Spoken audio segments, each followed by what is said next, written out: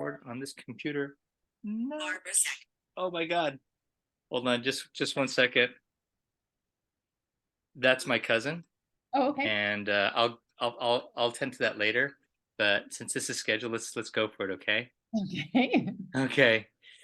So welcome. This is an interview with Tara White, and the purpose is to guide people who are having intense quote unquote awakenings of energy within them. There are many maps. Uh, some are some of which are actually explained in different texts that have been around for centuries. But I would love to like hear real life experiences, and Tara White has so graciously been available to be interviewed on this, and I'd like to share this with you guys. And she's amazing.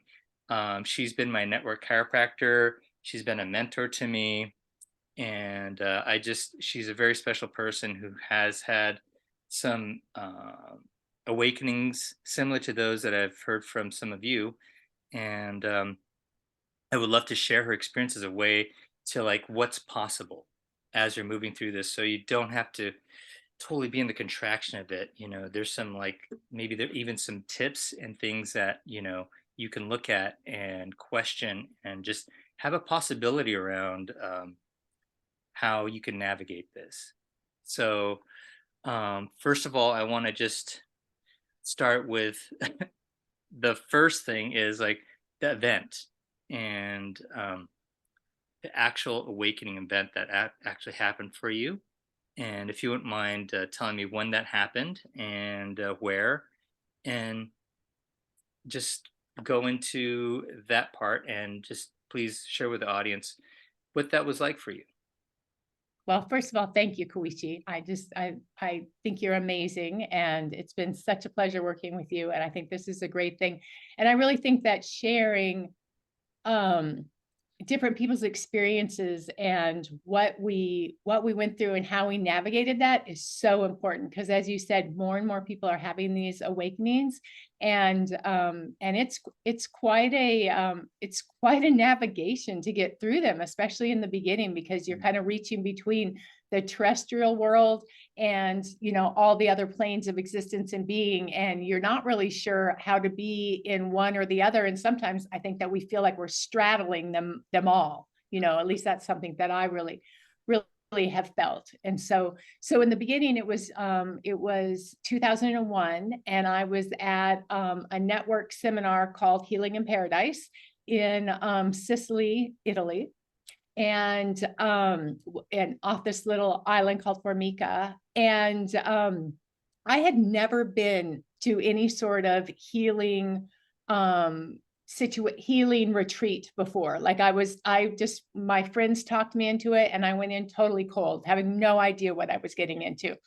And so when it started to happen, and my girlfriend Judy was actually like had a dream before, as we went on to this island, and actually like dreamed about who I was going to marry, who was going to be on this island. And I was totally blown away. I'm like, oh my goodness, no, I'm not going to marry him. It was like, but she saw what was coming, and I was I was not used to seeing psychic things or being, aware of those things. So it all just seemed so odd to me. But as I was on the island, and as I was getting entrained by Donnie Epstein, what I felt was just these things flying off of me, right? And I didn't know what it was. And I was all of a sudden awakened to energy in a way that I had not felt before and had not experienced before. And then while doing a healing circle, I met my husband now, Peter Fisk, and we hugged on this healing circle in the middle of a labyrinth. And as the story goes, we just didn't unhug. We were there for, nobody knows if it was 20 minutes or an hour and a half, but that's very much when you go into that altered state, right? You don't know time passes, and you don't know if it's slowed down or sped up. And so that occurred. And throughout that entire weekend, we would just energetically meet up. We would just be at the same place on the island at the same time. And, we both ended up, getting up at 3 o'clock in the morning and, showed up on the same rock to watch the ocean. And so think the energy started to shift and turn like that.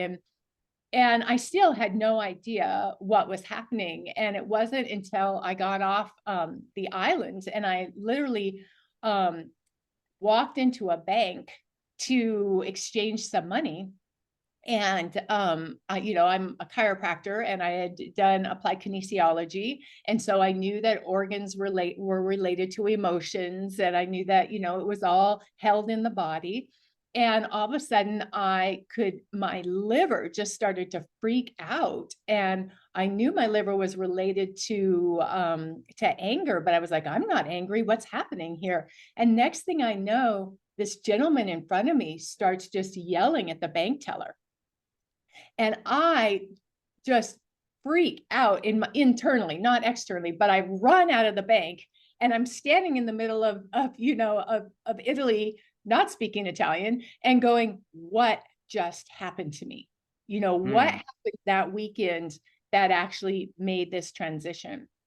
And then, information just started popping into my head. And I heard the most beautiful, incredible female voice that I had ever heard. And I just knew I needed to follow that voice. I didn't understand it, but every time I followed that voice, good things happened. And I started to realize um one of the things that Judy, my friend, had said was that I was going to marry this man, Peter Fisk, and I was going to have a baby. And this baby was going to be named, I'm trying to think of the name. Anyway, it'll come back to me. But so I ended up going over to this church and I saw all of this happening. Now, I had never been like a visionary in that way before. And by the time I got back to the United States, I was so light and so airy, and things that bothered me before didn't bother me because all I needed to do was listen to this woman's voice, listen to this voice inside of me, and follow the information. Um, so that's kind of how it all began. Um, Wow. um, And was there what were some of like, I mean, besides the anger, was there a level of surprise or discomfort or like just anything? It sounds very smooth. So I'm just wondering if there's any portion of that felt uncomfortable for you in the beginning. Oh, absolutely. So in the first few days, not so much, but then I landed back in Denver Hmm. and I walked into a restaurant and I could see things that I had never seen before, right? And so I sat down at this restaurant and this waiter came walking towards me, and all of a sudden I said to him, "Oh my God, do you know what's happening in your kidneys? You really need to go see another doc. You need to go see another doctor." And I was appalled. I didn't know this man. I didn't know anything, but I had this information coming in. So my logical brain was going, "What are you saying? Shut up." You know, but this divine energy was coming through going, "You need to get this message to this person. This is immediate. This is important." And in the beginning, I couldn't control it. And that was really scary because all of a sudden it felt like something else was taking over my body. And Mm. I didn't know how to be with that. And my mother literally, I mean, I was 33 at the time, but my mother literally said, "Boy, I would put you in a treatment center because you are so different, but you're not using any drugs." Mm. Because I was so different. Like I was so much more mellow in a way than I had ever been. And she couldn't understand it. And I couldn't either, but I kind of knew um, something was occurring because right before I had left on that trip, I had had a gentleman come up to me and tell me, "I have a message for you," out of nowhere. And I said, "Okay, what's the message?" And he said, "You need to leave everything else behind because your life is going to change so much on this trip that you're taking." And I'm like, "How did you know I was taking a trip?" And he's like, "I got the message that you need to just leave everything behind and you need to get the book Autobiography of a Yogi by Paramahansa Yogananda and start reading that book. And I really was not highly spiritual at all at the time. And so it all was just so profound and so like extraordinary. Like, how could this really be happening? So in the beginning, I think that some of the things that were really challenging is I felt everything, right? And I didn't have a place to put it. I didn't have a context. Hmm. So I would have days where I would literally wake up at like 5 o'clock in the morning. And I mean, because I could feel everything that was going on in the world, um, I was just like, I was literally on the floor in pain. And it was this emotional pain around me. It wasn't like, oh, my leg hurt. It was like my heart hurt. And I really had to use SRI, so somatorespiratory integration, right? Stage 1 to really get myself grounded into my body. And in the beginning, as I learned over time, I learned I needed to find grounding tools. I needed to swim in the ocean. I needed to take a bath if I wasn't around a big body of water. I needed to eat protein. I mean, in the beginning, I ate way more animal protein than I had before because it was something that grounded me, or coffee grounded me, or prana, using breath. Things grounded me. So, and I would just find that I would kind of fly up and I would get overwhelmed so easy. Mm. Um, and in ensuing years, like people like Donna Eden's work and her energy healing work and her energy grounding work has made it so that on a daily basis, I can be out in the world. But in the beginning, it was so challenging. Would you feel that emotional pain in your heart when you go out to like the grocery store, crowded places, or places where there's a lot of like, this is a separate question, so I'm gonna this one is like when you go into crowded places, how in the beginning, how did you experience that in the beginning? And then did these things that you did, like the SRI, the grounding, the water, Donna Eden's work, did that help you to kind of like be able to be in crowds? I'm just curious about the crowds. Like, how did Right. that work for you?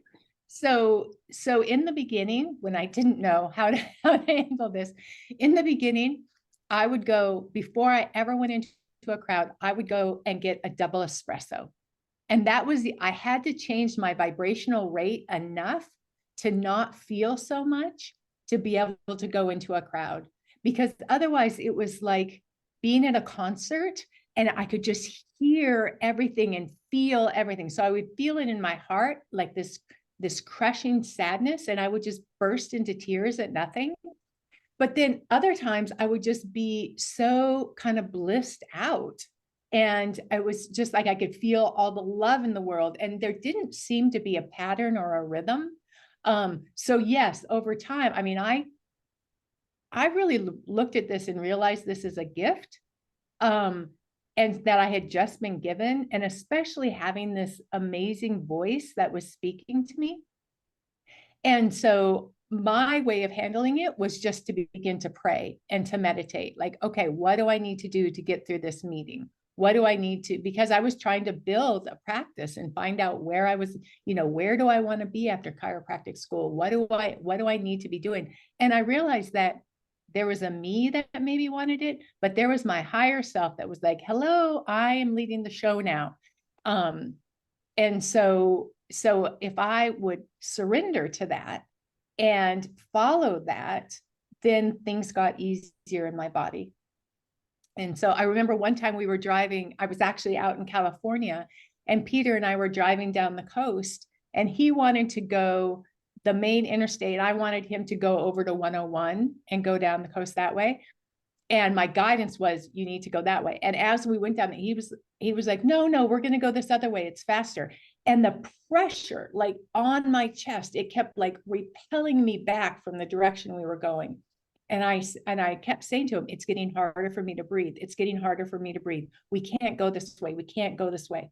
And so finally he turned around and went out 101, and I calmed down and everything was fine. And so I had to really learn to work with all of my different senses, because it's like they all came in at once. I got clairvoyance, I got clairaudience, I got clairsentience, they all came in at once. And I had to start to navigate which ones I was paying attention to. Well, God bless Peter for being Peter. Right. I mean, like, that's freaking awesome. Like, how many people would like not listen to that, Right. right? Right. And if we have spouses or partners, I mean, that's something difficult to navigate unless we're blessed with somebody like that, you know? And And even for him, yeah. it was very, I mean, I think as a spouse, and he wasn't my spouse yet, but it was very, he also in that same place opened up. And so we, at the time, I was living in Miami and he was living in San Francisco, but we could feel each other across the country. And so we would know when something was going on and we would call and say, what's happening? I can feel you over there. What's happening? Are you okay?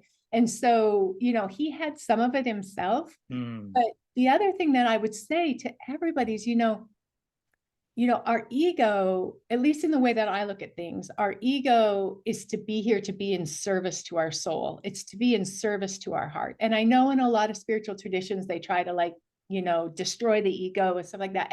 And for me, at least in my map, on my pathway, it actually helps to embrace the ego and have it be in service to my soul. And I think that that was a huge learning for Peter because, Peter's this amazing network chiropractor, right? I mean, he teaches, right? And he's incredible. And I would be in the room where he was in training and work on people. And I would be like, you need to go to S1 and work on her S1. Now, he's been a doctor 10 years longer than me, right? And in the beginning, he was, you mm, could feel and it was yeah. right. So it was, like, what are you talking about? I've been doing this longer than you.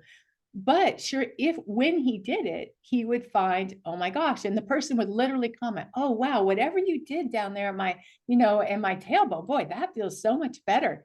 And so I tell people when this first starts, the thing you have to do is get a journal. And you have to write down all of your hits that you get, whether you hear them, you see them, you feel them.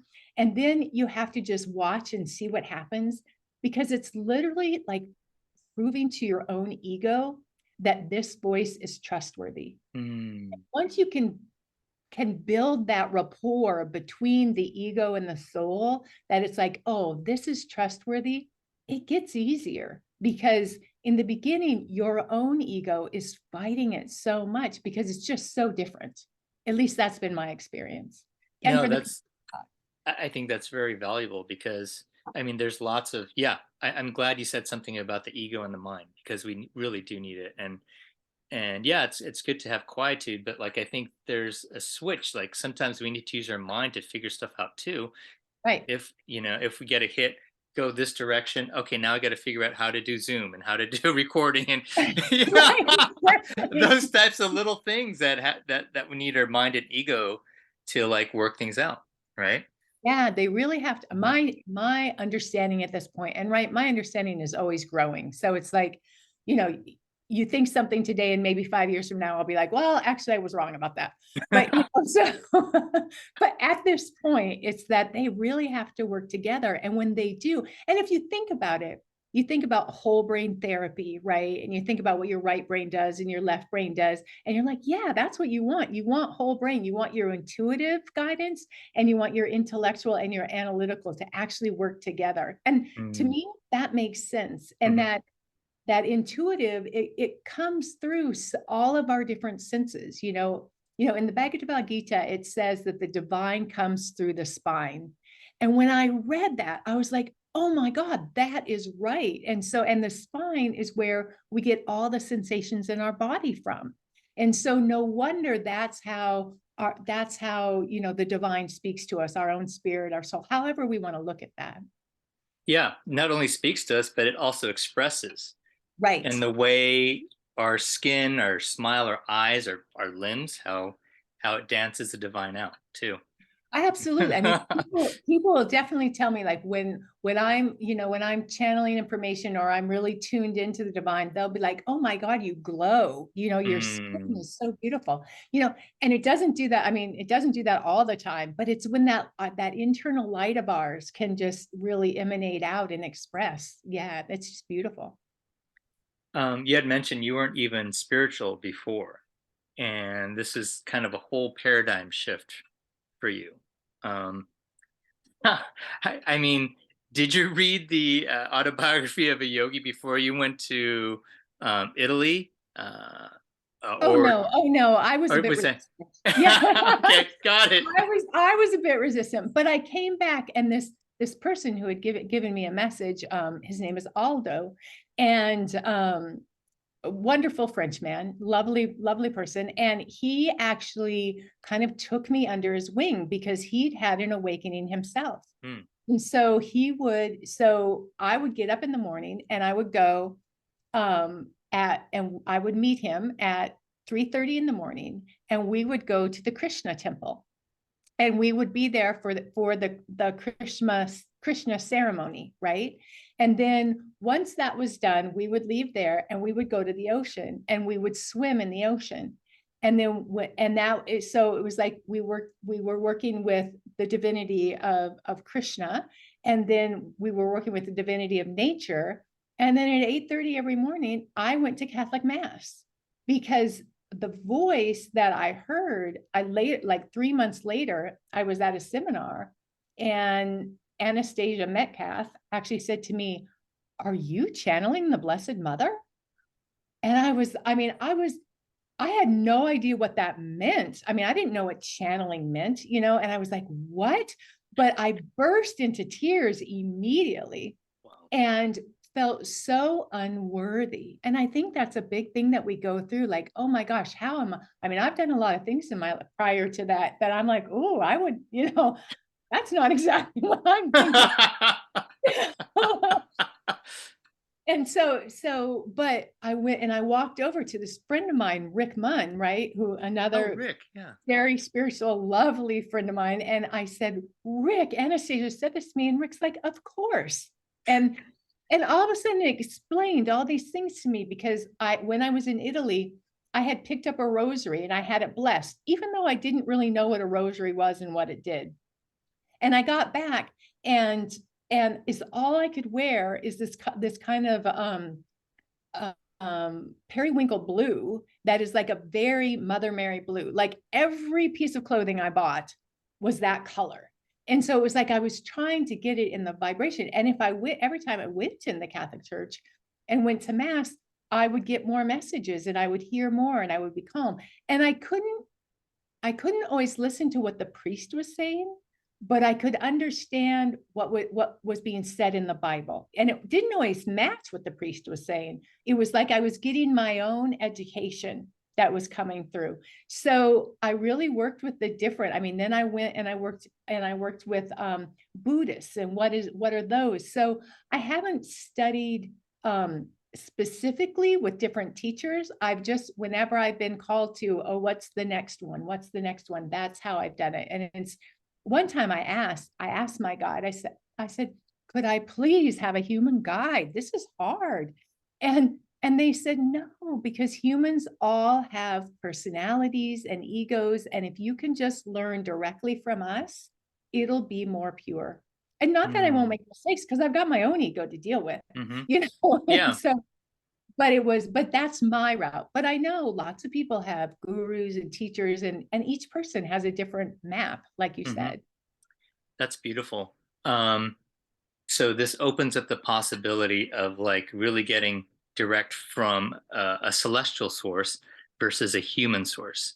Correct. Yes. And you also mentioned, would you, since you have all these senses opening up, all these clairvoyant, clairaudient, all these kind of things, I can't even name them all, but the you had mentioned because I feel vibration sometimes, right? Yes. And so for me, I'm curious as to like when you say the vibration of a crowd that you had to have coffee or two espressos, right? I'm wondering if that like buzziness of like the espresso that you get the high off the espresso was matching the crowd, or you said something earlier, it helped you to numb out. I just want to have like just a little bit more clarity on that. Like, does coffee really numb you out to like really being more sensitive, or is it just you're matching the tone, or is it both of I, of I a really crowd? feel I really feel like it's both. And Hmm. so, now, I mean, 20 years later, I can't even do the caffeine. I mean, my body's gotten so sensitive, it has to be a decaf espresso, right? But so, I mean, some of it I think is, but then I think it was that my rate of being was had shifted enough that I found coffee grounding, right? It like put me at a frequency that allowed me to kind of not hear everything that was being said, felt, and that was really a practice over years, right? Because I had to teach myself so that I didn't walk into every restaurant and tell everybody what healing things they needed to do. And for my own health, I had to learn to modulate and to learn that if somebody comes to me and asks me, then I can help them. That's what a practice did for me, right? Is it gave me a format of this person is coming and asking for my help, I can help them. I also really learned about asking spiritual permission, because it's like, just because I can see it doesn't mean that they need to know it. Mm. And so I had to learn about, authentically being myself without overstepping, because many people I find they have awakenings and then they have a really hard time with boundaries, right? Because they can feel everything, and so they think they should tell you about it or be all up in your stuff. And I think that being a mother helped me, when I started having children, like, oh, I have two very awake, sensitive children, um and so I need to learn how to modulate these things, and I need to learn it so I can teach it to my children and allow them to stay open and not close down at 7 years old. So I think vibrationally, when one of the things that I notice is it took me a long time to understand that when my vibration shifted, right, it was a message coming in. And so our tendency is to get elated by that. And we just feel all that energy and we want to ride on that amazing wave, right? But I found that if I actually came in more and like grounded with it, I could then discern the message better. So it feels like to me often the messages come as vibration. And then I am kind of like what do you call it, a transducer, where I transduce down the vibration into words, or when I'm healing, into sound or into touch. And so I think that learning to go, okay, wow, my vibration's changing, my frequency is shifting. Now, what's the message? How am I taking that and becoming the tuning fork to deliver the message I need to deliver? Ooh, I yes, I totally agree. I had an experience like that. I was walking up to someone's field and on the table, there's two people on there, and all of a sudden that thing happened, and Yes. the humming happened, and then all of a sudden they started to do this thing on the table. They went to extension, whatever. But like, I don't think I would have been able. It felt like a spontaneous thing Mhm. because there's a specific tone in the field that's almost like stopped me. Not like it was very subtle. It's like, ooh, just slow down right here, and then Right. the buzzing came in. So um, that I've had that experience, and that it's hard to explain to anybody else, but I do believe that we are tuning forks, Yes. you know, and especially with permission, I think that's the most important thing. I feel like, to have those boundaries. Now, when you overstepped your boundaries or someone else's boundaries and start to just like, hey, this is what's going on with you. You gotta do this and that. What did you notice in yourself as you kept on doing that and you know, did not start to ask permission to go there? Was there a consequence, or was just it just people's reactions? Well, Both. I think ultimately Mhm, both, right? mhm, I think that in the beginning I would overwhelm people, mhm, right? And I was too much for people to take. It's, you know, and you can feel that like I had so much information to give. It was just like, well, it would just, you know, kind of flood out of my mouth. Um, and for some people it was just too much. They, I mean, you know, they would back up. They would be like, I don't know, you know, I don't know what you're talking about. And in the beginning, I think there was a way that like my ego would get involved with it a little bit too. And I had such a reverence for this information coming through me that I would get upset with them. And I would be like, wait a minute. If the divine is giving you a message, you need to pay attention. And even if I'm mm, just the messenger, mhm, you need to pay attention. And I figured out over time that that's not my job. You know, it's like I can have the information, and I really have spent 20 years learning to hone it, and in some cases learning to couch it. And I learned this beautiful technique, which is like, okay, how to know how much they need and how much they don't.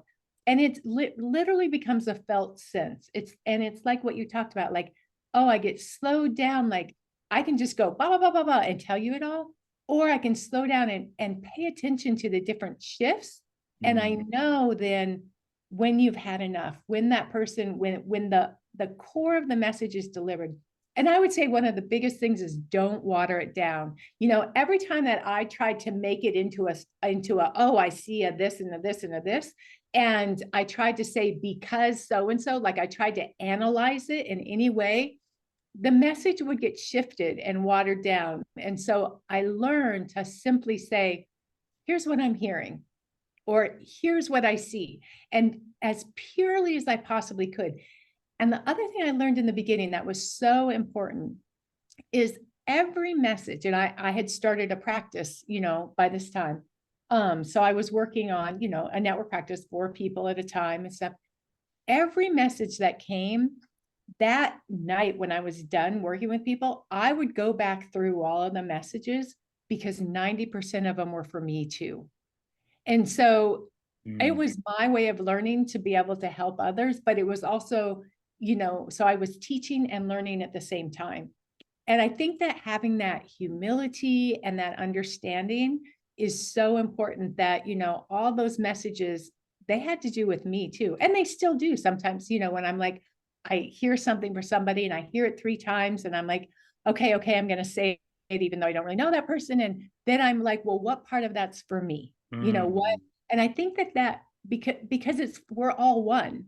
And so if we're giving a message, we're receiving a message, and there's something that we can do in our own being, you know. Mm, I think, you know, beautiful. Benjamin Franklin used to have this technique that he would do at night where he would sit down and he would write out the things that he did, the best things he did during the day, and the things that he could improve on. And about 15 years ago, I read that and I started it because I thought, oh my goodness, there's so much to learn in every day.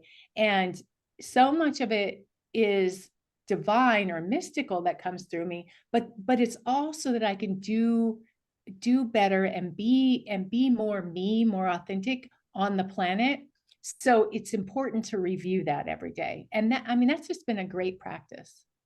Ooh, does that, would you say like at this stage it helps to ground?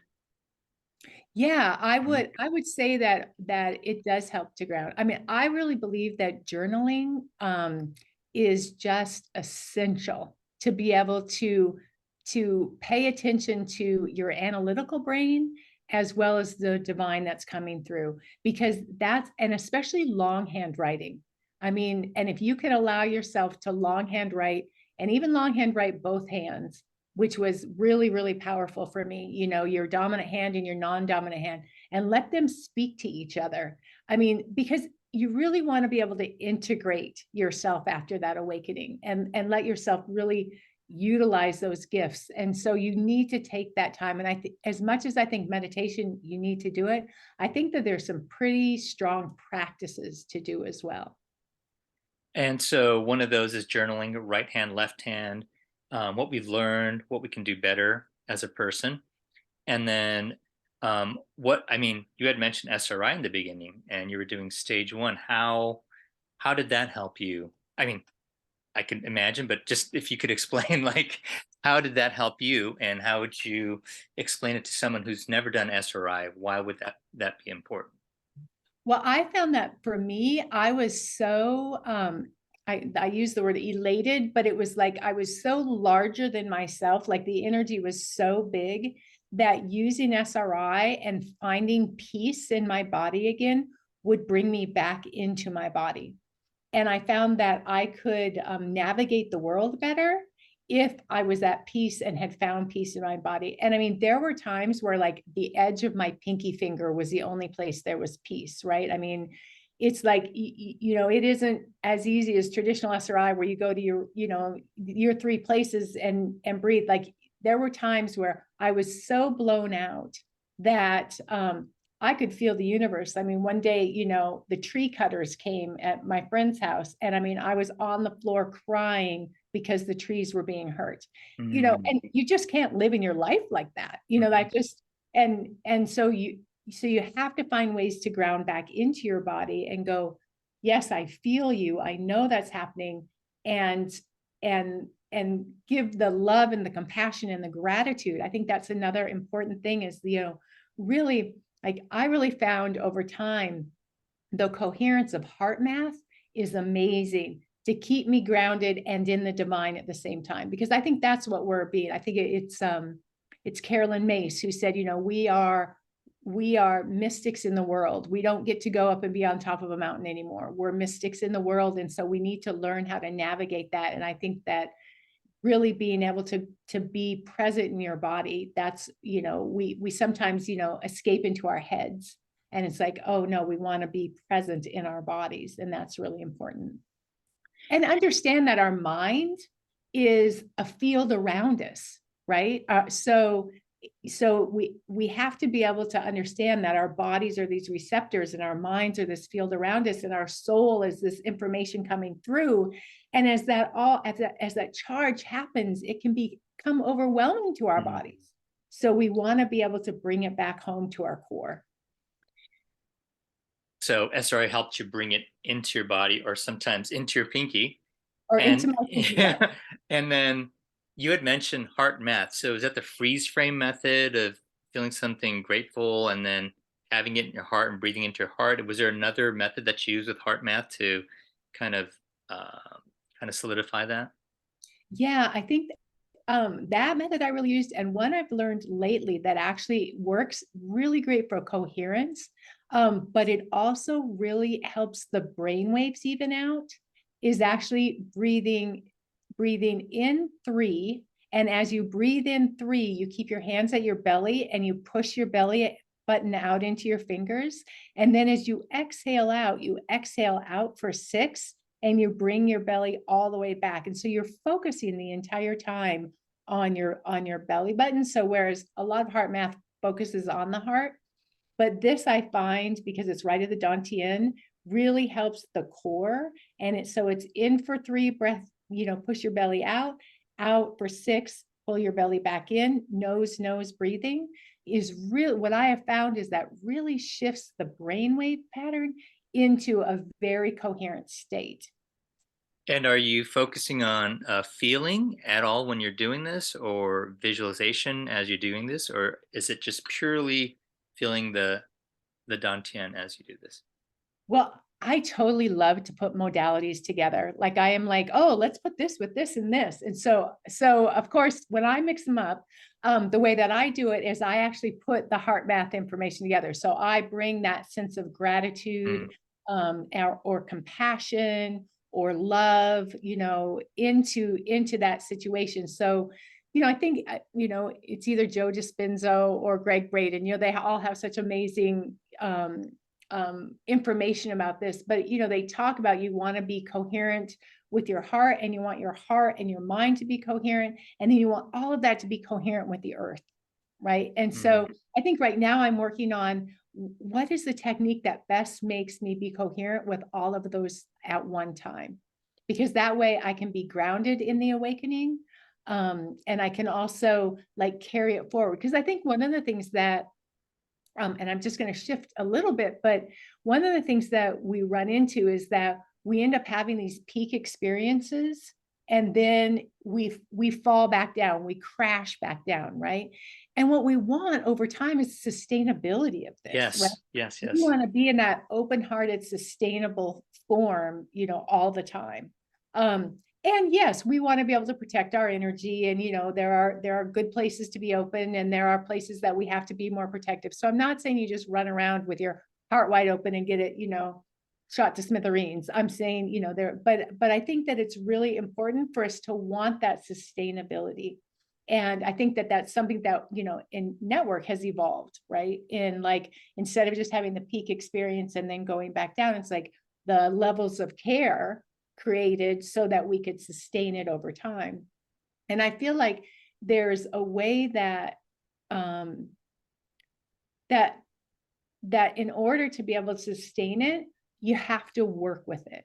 And I think that that's one thing that for me, it became this journey. Like, how do I get better at this? How do I hone this? How do I stay in my divine and be on the earth, being a mother and being a practitioner and running a business, And I think that many people will say, oh, I had that great experience, but I can't carry it into my world. But for me, it became my mission to carry it into my world.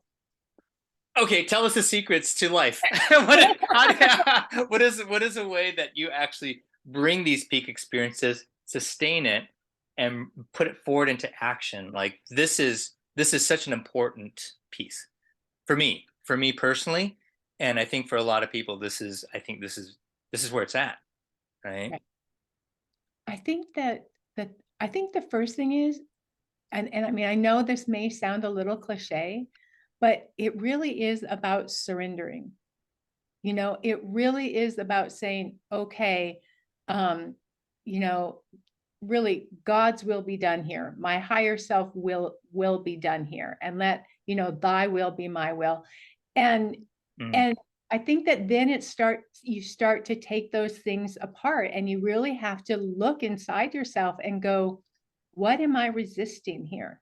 What way am I being drawn? What way am I being pulled that I'm still saying no to? mm, And as soon as you start, moving those out of the way and continually surrendering, then more of those peak experiences start to happen. And every single one of them, every synchronicity you have, you just give thanks. I mean, you're like, oh, thank you for that parking spot. Thank you, because every time you do that, you grow your field, right? And you grow and you connect into the electromagnetic field of the earth even more, right? And as you do that, the divine starts to come in, and they're like, hey, all right, here's a vessel for us. This person's cleaning themselves up so that they can be this vessel and they can do this divine light work on the planet. Because I believe we all have that potential, and we just have to keep choosing. And we really have to surrender our life. I mean, I think that that's a challenge, because we think we know what we want. We think we know what way to go, but we don't. If we're not feeling it, and I think that's probably, that sentience, that ability to feel and to slow down enough. And that's another frequency thing, to slow down enough to go, well, what direction do you want me to go? And I mean, it was one of the ways I taught myself that was literally going on a walk or a hike, and I would come to a crossroads, and I would stand there and go, what way do you want me to go?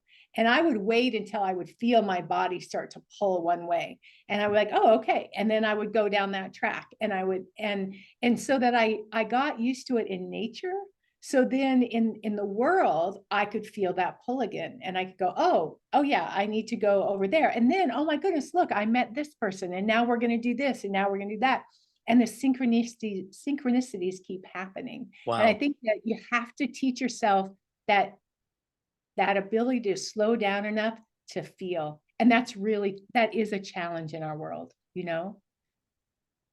Oh, that's awesome. The slowing down process. I'm curious, how do you? I mean, everybody's going to experience it differently, and since I want to get into your world, like what does that feel like to you when you slow down? Is there quiet? Is there just like a sense of like openness? Are you in your I like what is that for you? Great question. Hmm. Um, so I would say that for me, there's a sense of openness, and I usually ask you another thing that I learned is 90% of it is asking the right question, Hmm. right? So I talk to the divine all the time, and I ask, what way now? But the thing that I learned is in order to open our minds, we have to do it in a state of curiosity. So I say, I wonder what way to go. And as soon as you do, it shifts the part of your mind and allows curiosity. And so then you can start to receive the information and the frequency and the vibration because it's a game. I wonder what way to go.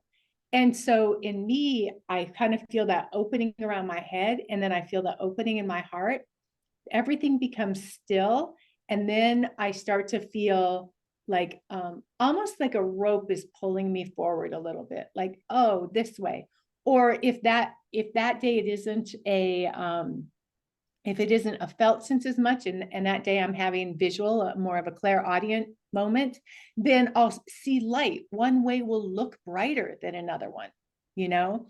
Or on some days when it's clairaudient, then I mean I'll literally hear, go to the right. And so everybody has different, like I literally asked to have all of them: clairsentient, clairaudient, clairvoyant.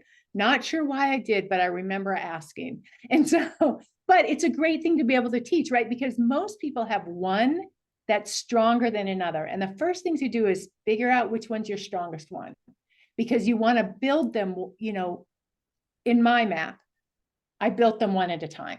Mm. It's like, okay, let me focus on clair audience. Let me focus on clairvoyance. Let me focus on clairsentience. And so that I could have the whole map. But in the beginning, the very beginning, it was primarily clairvoyant, and I would see things and I'd be like, oh, I need to go do this today because I just gotten a vision of it. Or, wow, we used to call it, I mean, I'm going to kind of age myself a little bit, but back when they had lots of Kmart's, they had the blue light special, right? And I I had remember this blue, those. Yeah. do you remember those, right? And so in the beginning, 20 years ago, my dad and I had this joke because my dad was kind of helping me along this path. And he'd be like, well, where's the blue light special today? And I'd be like, oh, well, and it was literally like something got brighter and lighter. And I was like, oh, it's there today. And I'm like, oh, okay, that's what I'm going to do. So it is just like we teach ourselves the 3D world. I really feel like we hone in and teach ourselves, the etheric world as well. But it's a choice, and it takes time and energy, you know. This is almost like a master class, right? This is a master class. Oh, good, Yeah, good, good. right. So this is like it's like a guide for people who are awakening in small ways and big ways. It seems like so. I feel like this is pretty universal.